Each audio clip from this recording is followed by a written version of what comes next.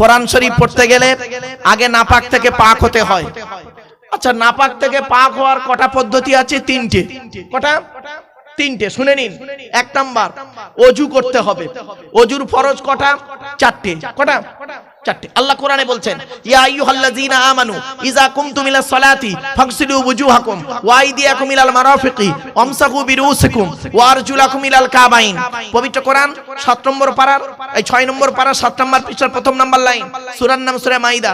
আল্লাহ বলছেন, তোমরা যখন নামাজের জন্য দাঁড়াবে, ওযু করবে। ওযু করতে গেলে সর্বপ্রথম চারটে কাজ করে নেবে।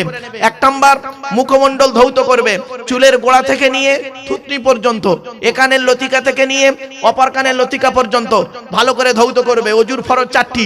এক নাম্বার, মুখমণ্ডল ধৌত করা। 2 নাম্বার, হাতের কনুয়ের উপর পর্যন্ত ধৌত করা।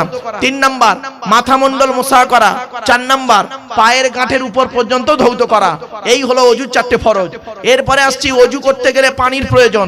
এখন যদি আপনাকে ডাক্তার পানি স্পর্শ করতে নিষেধ করেন, আপনি কয়েকদিন জ্বরে ভুগছেন, তা বলে কি আপনি নামাজ ছেড়ে দেবেন? না। কোরআন সমস্যার সমাধান দিয়েছে। কোরআনে বলা হয়েছে, ওযু করতে গেলে পানির প্রয়োজন। পানি যদি অসুবিধা হয়, সমস্যা যদি হয়, তাহলে ওযুর পরিবর্তে তায়াম্মুম করবে। কি বললাম? তায়াম্মুম। কোরআনে আছে। কোথায় লেখা আছে? কোরআনে আয়াত পড়ছি আমি।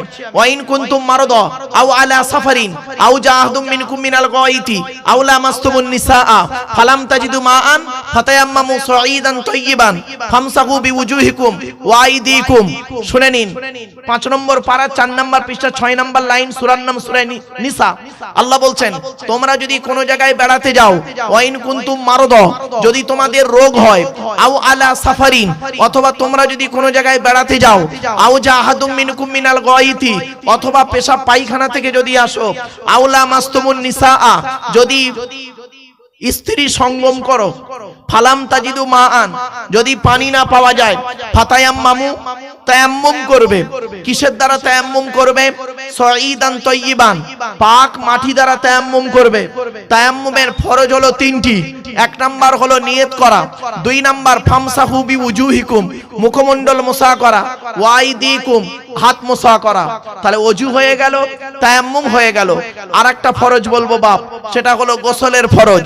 গোসলের ফরজ হলো 3টি। 1 নাম্বার, গড়গড়া সহ কুল্লি করা। গড়গড়া সহ কুল্লি করা।